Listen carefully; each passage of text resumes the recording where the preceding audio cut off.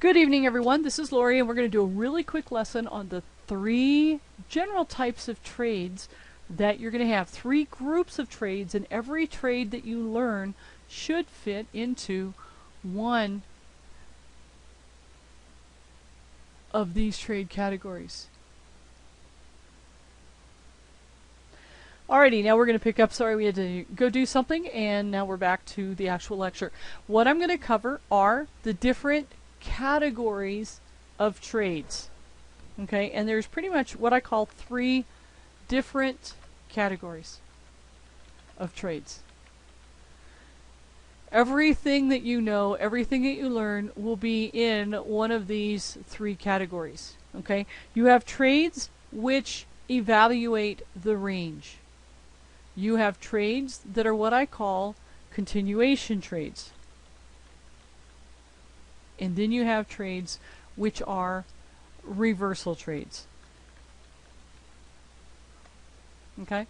So three different categories of trades. They're actually very easy.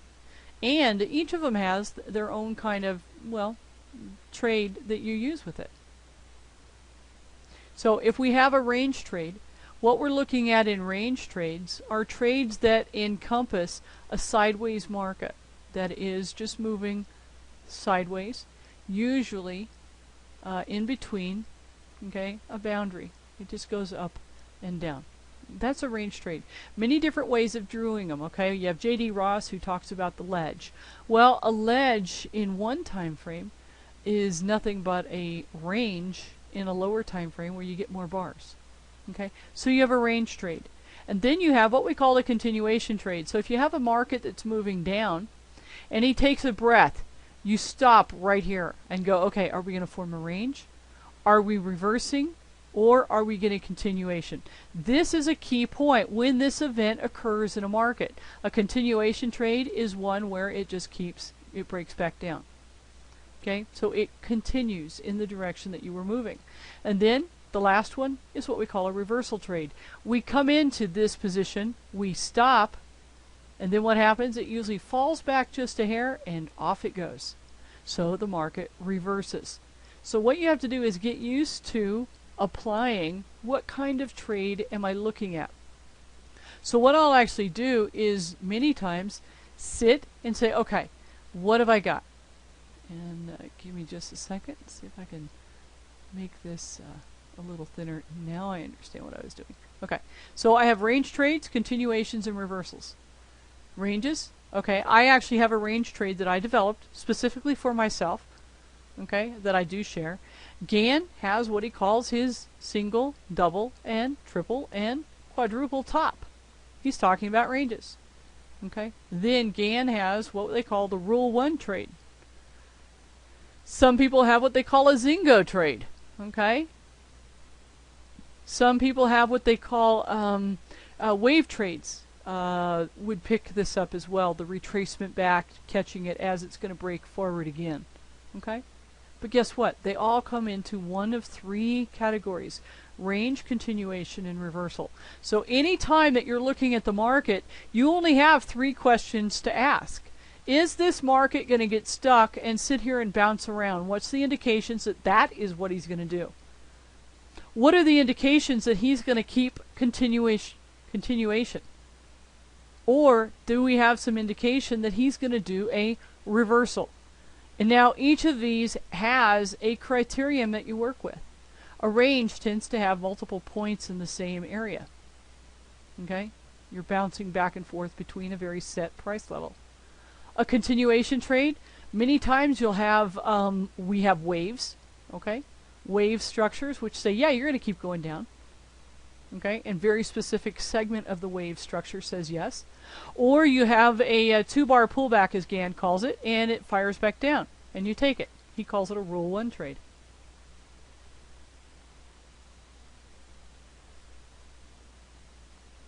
Okay, many different types of trades based off of chart configuration. So then what we ask is, hey, did we come into a resistance level here? And we bounce back up, and did we hit another resistance level here? And is it possible that this turn is going to be enough to drive it through this resistance level? Okay? So as you're studying, ask yourself, what is the criterion that I need to find on a chart to suggest ranging? What is the criterion that I need to see on a chart to suggest continuation? And what's the criterion on a chart that I need to see as reversal? Now, many times when you're coming into a reversal, okay, for me, this is what I call a 1, 2, 3. Okay? So what I'll actually do is usually get a market that comes into a resistance level. It bounces back up, turns around, and I'm thinking, okay, range. But the first thing I think is reversal. Meaning it's going to come up and then it's going to keep going that direction. That's the first thing I think when I see a market do this. I'm asking reversal, continuation. If I get a market that comes and stops here, I automatically think, okay, it's reversing. I've got a higher low. I'm going the other way. But many times the market continues to fall back, and I've often taught that a range trade, the third point of a range trade, is actually a failed reversal. And it stalls. And then you sit there and develop a range before he decides which way he's going to go. Because remember, you can go this way out of a range, and you can go that way out of a range. So a range can be either a long-term, I have to make a choice point for a continuation going down, or it can actually be a reversal point that just takes a while for everybody to decide the market needs to reverse. Does everybody see that?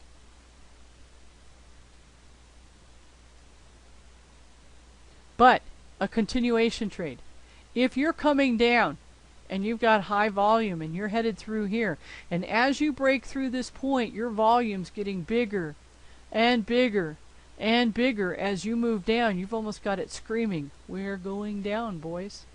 Now what we usually do is say, hey, there needs to be a certain amount of break of this bar before, or this low before we can take the trade.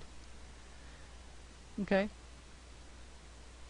Otherwise, if we see it make a higher low and we're thinking it's going to reverse, we're starting to go, okay, reversal trade. We've got a reversal trade sitting here.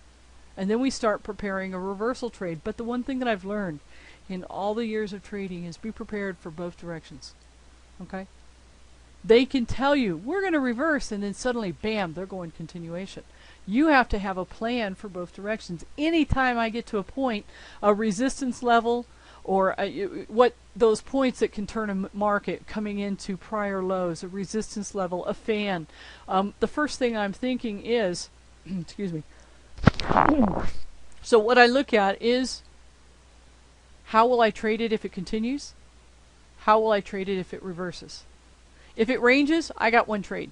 Okay, my range trade's one trade. That tends to be my primary trade.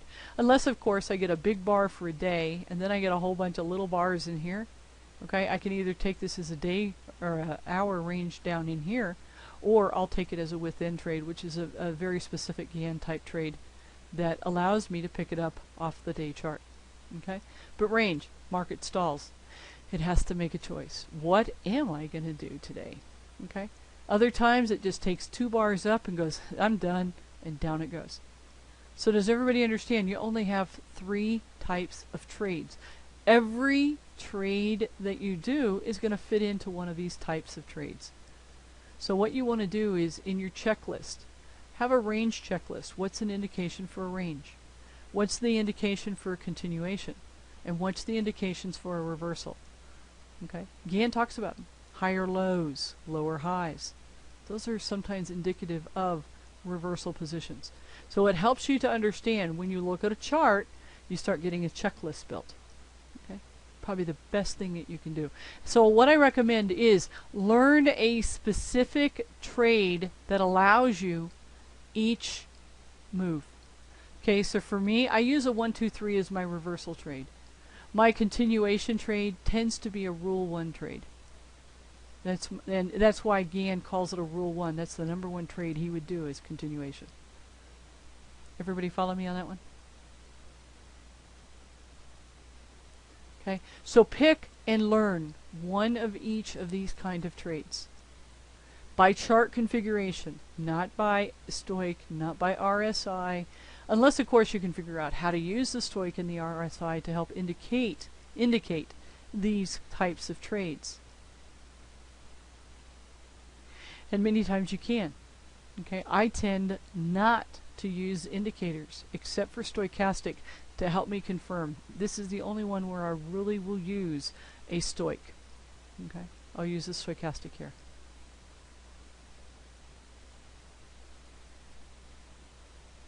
Here I'm using usually volume. Okay, that's volume. But I'm not saying you can't find a better indicator that works good for you. Everybody has to make these trades your own. Markets range 70% of the time. Yeah. Actually, in my mind, it's more 85%. But yeah, I'll go with 70. Okay.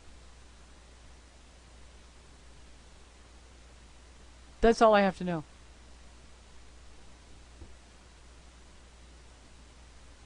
The range is, to me, the most important trade you have. Okay? Because it's a point of consolidation and rest in the chart. And then you just want to take it as it breaks. Because this trade, you don't have to guess which way it's going to go. You let the trade tell you which way it's going to go. Continuation and reversals, I'd say half and half. So 15-15. But realize many reversals are ranges. Many continuations are ranges. The biggest thing you have to know is that your ranges make up a significant amount of the time of your markets. I'm not sure I could even put a number to continuation or reversals. If we figure that every section, let's see if we could logic it out. If we have continuation has 1, 2, 3 sections of market move, okay, and at least one of these, usually the second ends up being a range. So we have 1, 2 continuations to 1 range, okay, and then at least a reversal here, okay, and a reversal here. So guess what we have? We have 2 reversals, 2 continuations to 1 range. But time frame wise, your range is your key. So here you could say, well, that's about 15% continuation, 15% reversals, and 70% for ranges. So I'm not too sure you can actually come up with a percentage of continuation versus reversals, except that if we take it from this way, we know that usually it's about half of them. Half of what is not a range is a continuation move, and the other half are reversals, based off where you are in sections of market move. That's where learning sections of market move is just as important. Okay, and that basically says, here's 1 section, here's 2 sections, there's 3, and there's 4. Okay, so here is 1, 2, 3, okay, and this is the 4th up here. So when you approach it from that regards, it's about everything it's not ranging is 50-50 a continuation or 50-50 a reversal. But you have to be able to count your sections of market move or your waves, as Elliot does. Now, I always tell everybody I know enough about waves to drown. I look at sections of the market move. That's how my brain works the best. You're gonna find your niche. What I think Boss's intention are and my intention, and that's why I don't just talk Gann. Okay, I talk everything I can think to talk, because what I want to do is to give you an exposure. Okay, you're kind of like in grade school. How many of you remember grade school? Okay, you learned reading, writing, arithmetic. You learned art, music. You learned science. You learned what else? Okay, you had a whole bunch of things that you were learning. Then you got to middle school, and you had a whole bunch of things that you were continuing to learn. Exposure to different things, and you were looking at it. Then when you finally get into high school, you start saying, hey, I do really good in science. I'm not an artist. God knows that. I'm a musician and I'm a science. Okay, well, I'm going to start focusing on music and science. But up until high school, you're pretty much learning everything. So think of yourselves much the same way here. As a newbie, as a beginner, you need to be exposed to many things, because there's going to come a moment when you're going to say, hey, like I did, I don't trade with indicators. Indicators confuse me. I don't use them. Okay, I can read chart patterns and do just as well. Other people, I can't read a chart pattern, but give me a stochastic and I can trade that sucker like nobody's business. Okay, you're going to get exposed and you're going to say, hey, I can really use this indicator, but I can't use anything else. Okay, that's what I found. Oh, I only use the stoic on the 1, 2, 3. That's where I need to know. I need to know that, yes, we're burning up the stochastic. It's really getting into it. So you'll find the 1, 2, 3 is the one place where I have an indicator, okay, that I actively use. Now the range, I have the ATR indicator just to tell me how big is that range. And usually I can start telling you that's too big of a range to trade by looking at what's happening on the inside. Okay? But I still use the ATR because it's good information to say, hey, this range is way too big to trade the way you think you're going to trade it. You need to take it up in time frame, higher time frames to trade this range. But right now, for those that are newbies and beginners, you want us to be talking about all of these different things, okay? You want us to be discussing different ideas, different techniques, and eventually what you start realizing is they all do the same thing, okay? It's how you apply them. You're going to find your niche. You're going to find those things that really sit well with you, okay? As a physician, I have very set treatments that I do really well. I'm known as a I'm known as a soft tissue rehabilitation specialist. I torture the heck out of everybody. Okay, I get the guys who've had back pain for 10 years. And I dig it out and I stretch it and I break it up. Okay? I don't take acute cases. I have very few acute cases. I get the chronic cases. That's what I do really well at. Okay? So you're going to find it just as you have a job that's your niche that you do well, you'll have the same kind of niche that you're going to find in trading. Now I use Gann because Gann actually gives me pretty much a whole trading system and a whole process of interpreting a chart. Okay? It's just something that I work well with it. It matches who I am. I can see support and resistance in a chart. I can see that movement as it starts moving. But give me an indicator, I can't see anything with it. But give me a chart, I can point you to things that you wouldn't see. So what you want to do is practice. And one of the practices is ask yourself, do I do better with finding ranges with indicators? Or can I see the ranges on the chart and do pretty well with it? That's where your checklists come in. And sometimes the checklist is all you need. What's the components of a range trade? 1, 2, 3, 4, 4 points. Same level, 21 bars. How do we trade it? This is how we trade it. We do have the pound is breaking through the 130 right now. Sorry guys. Pretty much that's the class on 3 different categories of trades. And that's what you have to start thinking about is what trade do you use in each of these categories. Have a good one.